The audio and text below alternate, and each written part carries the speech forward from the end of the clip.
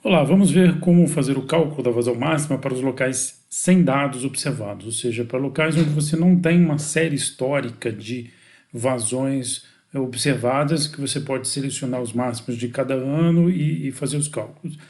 Isso é típico de bacias pequenas, bacias com áreas ao redor de 2 quilômetros quadrados. Quando você vai fazer dimensionamento de sistemas de drenagem em pequenas áreas, né, em loteamentos, onde as bacias são pequenas, você não tem uma série histórica medida de vazão. Então você tem que calcular de uma outra maneira. Né? Um método, talvez o mais conhecido de todos para fazer esse tipo de cálculo, é o método racional. O método racional consiste dessa equação apresentada aqui, onde você calcula uma vazão máxima, aqui dada em metros cúbicos por segundo, por essa equação que vai ser C, que é um coeficiente de runoff, ou coeficiente de escoamento, I, que é a intensidade da precipitação em milímetros por hora, a unidade tem que ser milímetros por hora, e área, que é a área da bacia em quilômetros quadrados, né, dividido por 3,6. Então, essa equação ela é válida para bacias com áreas menores do que 2 quilômetros quadrados. Algumas referências podem mencionar áreas um pouco maiores, mas são bacias, então, pequenas, tipicamente bacias urbanas, onde é razoável você considerar que uma chuva intensa ela vai ocorrer ao mesmo tempo sobre toda a área da bacia. Né? Então, uma chuva forte que pode ocorrer cobrindo toda a área da bacia. À medida que você tem áreas maiores, bacias maiores, isso é menos provável de acontecer, você ter uma chuva muito intensa cobrindo toda a área da bacia ao mesmo tempo.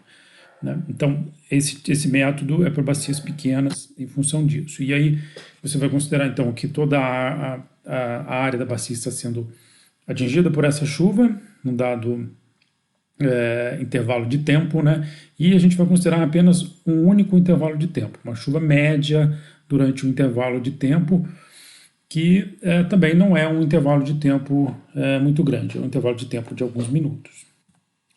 Bem, o coeficiente de escoamento, o coeficiente C, nós encontramos valores desse coeficiente em tabelas como essa aqui. Você vai encontrar isso em manuais de drenagem, em livros sobre de hidrologia, e o coeficiente C, ele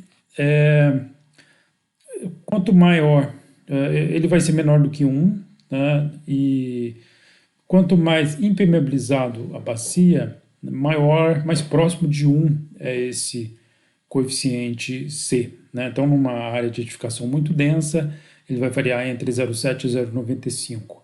Não muito densa, de 0,6 a 0,7. Então, quanto menos impermeável for a área, por exemplo, uma área de mata, né, de parques, campos, isso vai ter um coeficiente bem baixo, né, de 0,05 a 0,2, porque é uma área que infiltra, esse tipo de cobertura permite infiltração, bastante infiltração da água.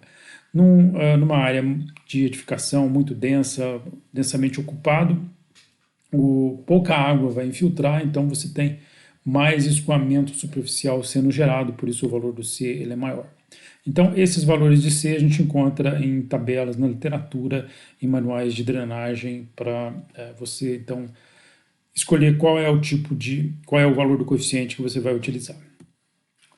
Bem, aqui tem uma sequência de cálculo para esse método. Bem, a primeira coisa é delimitar a bacia hidrográfica, né, e você então determinar qual é a área dessa bacia hidrográfica. Você vai dividir a área da bacia hidrográfica em áreas, em subáreas, quanto à cobertura da bacia. Então, você tem uma área, parte da bacia é pastagem, uma outra parte é mata, outra área é parte urbana, densamente ocupada, urbana moderadamente ocupada. Então você divide a bacia em pequenas áreas de ocupação homogênea, e para cada uma dessas áreas você vai ter um coeficiente C, né, um coeficiente C1, 2, 3 e assim quantas áreas você conseguir dividir. Então, esse coeficiente C depende da cobertura.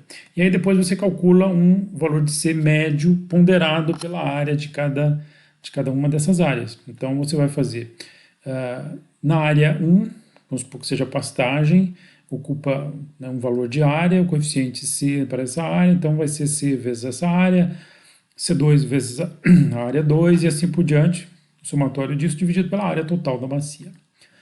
Determina o comprimento do curso da água principal, né, e a sua declividade. Isso para calcular o tempo de concentração da bacia, que pode ser calculado, por exemplo, pelo método de Kirchhoff. E aí você vai precisar do comprimento da bacia e do desnível entre o ponto entre a nascente mais distante e o exultório da bacia. Bem, com o valor do L e da declividade ou do desnível, você calcula o tempo de concentração, como eu disse, pode usar a equação de Kirchhoff. A duração da chuva, para poder fazer o cálculo da intensidade, você vai fazer igual ao tempo de concentração. Então, calcula o tempo de concentração e faz igual a duração da chuva igual ao tempo de concentração. Você pode fazer um pouco maior também do que o tempo de concentração. Tem que ser pelo menos, tem que ser maior ou igual ao tempo de concentração. O tempo de retorno, né, o período de retorno, vai depender do tipo de obra hidráulica que você quer projetar. Se você vai estar dimensionando uma sarjeta, um bueiro, uma pequena galeria, então você vai olhar nos manuais de drenagem e ver o que é recomendado para aquela área, para os riscos envolvidos, qual é o tempo de retorno a ser adotado. Então, você tendo o tempo de retorno, a duração da chuva, você calcula a intensidade usando uma equação de chuvas intensas para esse local. E aí, então, você tem todos os dados para aplicar a fórmula do método racional e calcular a vazão máxima. Então, vamos ver um exemplo. Então, temos uma bacia e vamos calcular a vazão máxima pelo método racional, considerando um tempo de retorno de 10 anos. Essa é a equação de chuvas intensas para o local. Aqui, como a bacia foi dividida, tem uma área de várzea, uma área de mata na parte de cabeceira, uma área aqui de cultivo, uma zona urbana ocupada. Cota na nascente mais distante, 729,84, cota no exultório, 706,12. Então, esses são os dados. O que mais nós temos? Comprimento do curso d'água, 3 km, o comprimento da drenagem. A área da bacia, 4,8 km², a área total. E aqui a gente tem a área ocupada por cada uma das sub-áreas de diferentes ocupações, né? A área de mata é 1 km², a área de zona urbana, 0,8 km², e cada um tem um valor de C. A mata 0,1, a área urbana 0,85, a área cultivada 0,25 e a área de várzea 0,20. Então, temos as respectivas áreas e os coeficientes de escoamento. E aí a gente pode então calcular um coeficiente de escoamento médio. Então, é a área vezes o coeficiente para cada uma das coberturas, somando, dividindo por 4,8, que é a área total. Então, a gente tem um coeficiente médio de 0,3 para essa bacia. O tempo de concentração, o desnível vai ser de 23,72 metros entre a nascente mais distante e o exultório, a diferença entre as duas cotas. Tendo aí, então, nós podemos aplicar a equação de Kirchhoff. Comprimento do rio principal é 3 km e o ΔH é 23,72 metros. Dessa maneira mesmo, aqui é em quilômetros e aqui em metros, a gente vai ter um tempo de concentração em minutos de 60 minutos. A intensidade da precipitação, então, vai ser o tempo de retorno, que é 10 anos. O T, que é a duração, a gente vai fazer igual ao tempo de concentração, que é 60 minutos. Né? Então, a gente vai ter uma intensidade de 24,7 milímetros por hora. Então, veja que para calcular a vazão máxima para esse local, a gente está considerando uma chuva de 60 minutos, né? E para 10 anos de tempo de retorno, 24,7 milímetros por hora. Então, o cálculo da vazão de projeto vai ser, então, o coeficiente médio, que é 0,3, vezes a intensidade 24,7 milímetros por hora, vezes a área da bacia dividido por 3,6, vai dar 9,88 metros cúbicos por segundo. Então, essa é a vazão máxima, né, para essas condições que foram dadas.